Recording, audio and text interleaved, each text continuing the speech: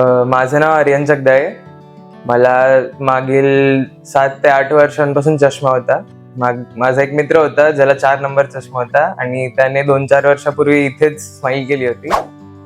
जेव्हा काउन्सिलरनी मला सौरभ सरांकडे पाठवलं होतं तेव्हा सौरभ सरांनी मला सांगितलं की सर्जरी एकदम सीमलेस असेल, जास्त काही त्रास नाही होणार. आणि सर्जरीच्या दिवशी मी एकदम प्रिपेअर करून आलो होतो. थोडाफार नर्वस होतो, पण सर्जरी झाल्यावरती मला एकदम नॉर्मल वाटलं आणि सर्जरी करतानाही मला काही फार त्रास नाही झाला. फक्त थोडं नाविन्य वाटलं, कारण की माझ्या आयुष्यातली पहिली सर्जरी होती.